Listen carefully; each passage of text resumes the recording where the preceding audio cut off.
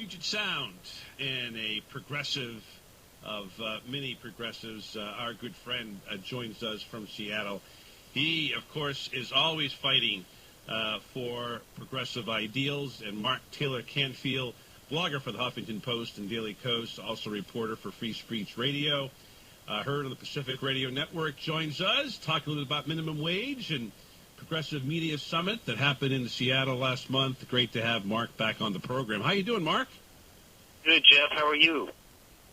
Very good, very good. Next time we have you on, we're going to have to play some Nirvana or Pearl Jam or something. So keep that in the back of your mind, Jimmy NJ, when Mark comes back on.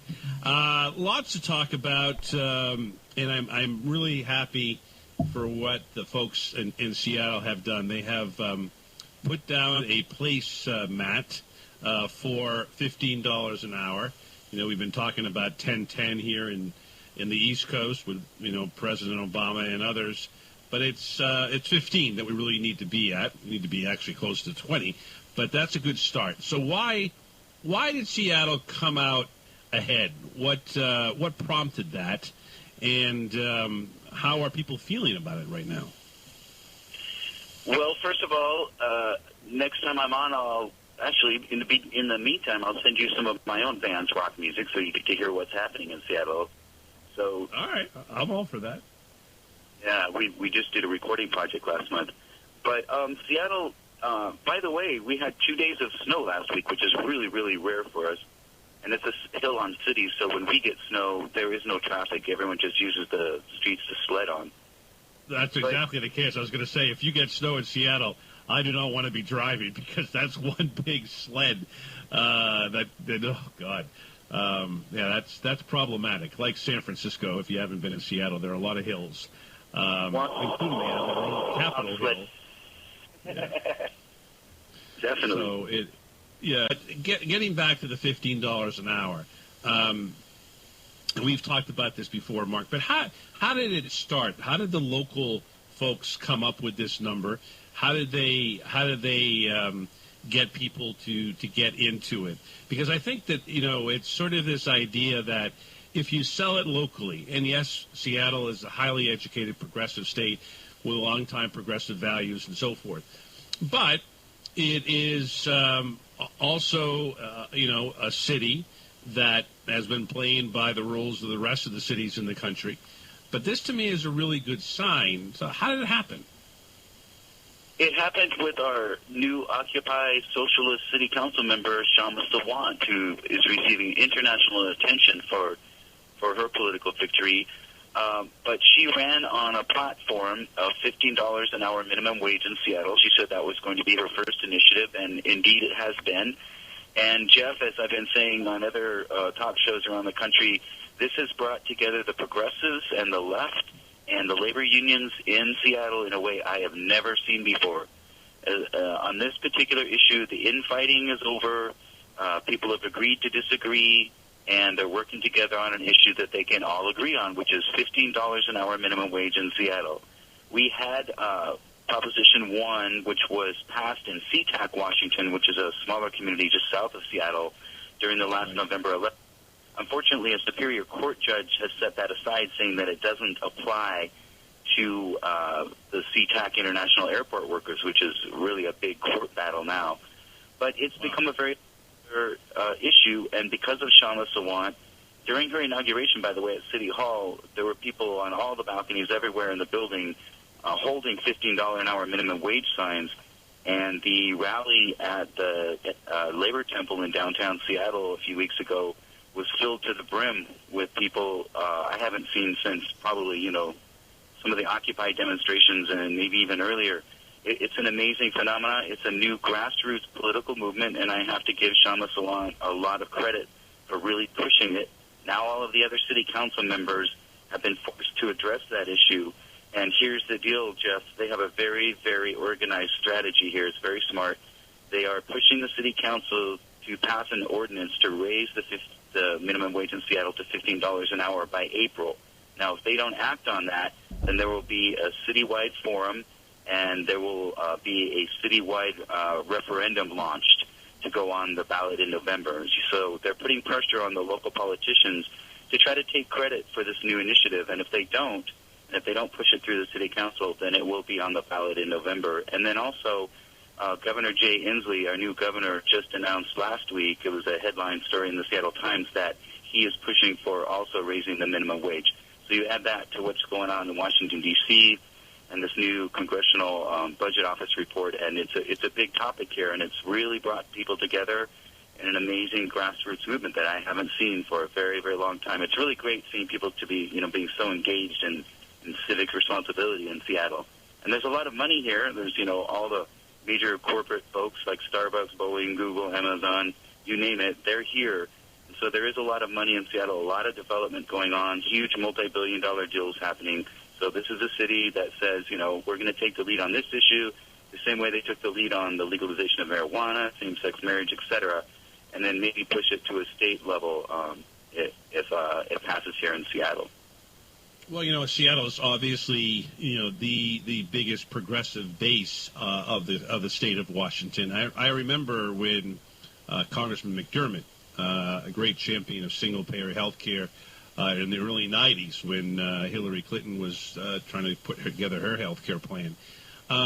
Has the base, and a lot of people move to the suburbs from the city and so forth, but has that base that McDermott had and others have had, some progressive mayors that you have had over the years, has that expanded in recent years, because of the demographics, because of Occupy? How do you look at it over the last 20 years and where we are in 14? Seattle is becoming more and more progressive. You can't run for office in Seattle unless you're green, unless you support green technology. None of the local officials here support any of the coal trains that were proposed to come through the area. And we have our first openly gay mayor, Ed Murray. This is the progressive attitude is really growing. By the way, Jim McDermott normally wins his elections with about an 80% vote. So I don't think the Republicans even have an office in Seattle. I think that they just kind of stick to the suburbs because this is a very, very big progressive area. It's only getting more that way. And, yes, it is spreading to the rural areas and to other places like we talked about before, like Thurston County and Lewis County and southwest Washington. But there's still a lot of conservatives on the east side of the mountains. No doubt. Like Spokane and all those places, right? But the other topic that you mentioned, the Progressive Radio Forum, is really important in this issue because without progressive radio, without programs like yours actually on the air in Seattle, it does change the political climate, and that's one of the things that I'm going to be talking about at the Progressive Radio Northwest Forum, which is coming up soon. But everyone can go to the web. It's prnw.org, and that's Progressive Radio Northwest. They're trying to bring back progressive radio to the Northwest. There's also a group called the Northwest Progressive Institute, which is npi.org, and they've been doing a lot of work on this. KTPK left the air last year. It was a CBS-owned station, and now so Thom Hartmann, Mike Malloy, Norman Goldman, Randy Rhodes, Bill Press, they're all off the air in Seattle. Same in Portland. KTOL was a Clear Channel station, and it went off the air. Yep. So we had a big forum here on January 19th. Norman Goldman was here and gave a great presentation about what it's like talking to corporate media consultants. And when you find out that Clear Channel has bought up 880 radio stations, borrowing money from Bain Capital, and now folks like Rush Limbaugh and Michael Savage and our own Glenn Beck are losing their audience as the demographics move up to about an average age of 65. So really, in reality, they're losing audience and they're losing money, but they have folks like Limbaugh on another, I think, 2 years at, multi-million-dollar exclusive contracts, so they have to pay that money. But there may be a door of opportunity opening up in the future when Clear Channel realizes that it's not going to be able to pay back all these loans by pushing those loans on all of the local radio stations. And we may see an opportunity for progressive voices to get back on the air. But it would be great because Seattle and Portland are two of the most progressive locations, areas in the country. So it would be best, to have that kind of a political support for some of these campaigns like $15 an hour minimum wage. There is an FM, Mark, I believe, in Portland that has taken over since the the departure of Cleveland, and I'm wondering if of Portland's original station there, the Clear Channel station, and maybe that could be copied by Seattle, because when you think of it, and we always think of it in this case, back here in the Northeast, is the Northwest is actually more progressive than the Northeast, and the Northeast has that Northeast corridor, D.C., Philly, New York, Boston, and it's with the Canadian border being across the street from you guys, you have Vancouver and you have Seattle and you have Portland. And if you want to take it further south to San Francisco, you have yourself a very, very progressive area. But it's not reflected because, the power bases, you have, a part of California and then two relatively small states in terms of population in Washington State and Oregon. And, of course, the media is all centered in New York and D.C., so you don't get the same thing. But there's a powerful force there. I saw that Vancouver was doing things which, can be easily made fun of, the idea of crack pipes and a vending machine. But that's a way to reform a major problem, that has gone on in Vancouver and presumably in other parts of the Northwest, too. But there is this progressive part that a lot of people may not realize who are East Coasters. Your thoughts on that? If you look at the history of the Northwest, a lot of people have moved here over the last couple centuries, actually, to get away from the East Coast establishment. In fact, some of the earliest settlements here were utopian-type communities that were set up by people that just really wanted to try something new and innovative. And Seattle, being close to Victoria and Vancouver, is a bit more European style, I'd say, than a lot of U.S. Back on the Revolution Radio Network, we're talking Seattle, we're talking West Coast, and we're talking with Mark Taylor-Canfield, blogger for the Huffington Post and Daily Coast, reporter for Free Speech Radio News, and heard on Pacific Radio Network and Pacifica Network, I should say. And he is trying to bring back progressive radio in Seattle. And it's so important. It's a great radio market, Mark. And I tell you, I think that it would do very well there. And it did very well. CBS had one of the best ratings of any of the stations in the country that did progressive. And it's, as you say, a very, very progressive market. So there's no reason why you can't get an audience. It obviously is difficult landscape, that we have today with corporate media, and you have 3 or 4 stations, 3 or 4 owners, the Clear Channels and the CBSs and others that own all the different stations, and it's easier to put sports talk on. You can sell it easily enough.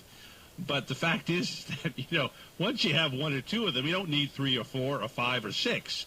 And I don't know how much longer you can continue to lie to the American people that, you have a plan, which I don't think is anything but making fun of Democrats and making fun of progressives. So there is a real need for progressive radio there, and I think what you're doing is fantastic. Give us your thoughts about how you've been able to mobilize young people, because the thing that I think is interesting about the West Coast, and even though there's great universities here in Boston and in the great parts of New York and D.C., you mobilize through the Occupy movement a lot of young people to listen to radio. And obviously it's easier for the 20-somethings to listen to FM than it is AM, and they didn't grow up on it. But I think that it's unique, and I think that's one of the advantages you may have compared to the East Coast, is that a lot of young people pay attention to politics and get involved themselves. I mean, they're not only voting, but they're out there protesting, and that's a good thing. Tell us more about how that has happened, Mark.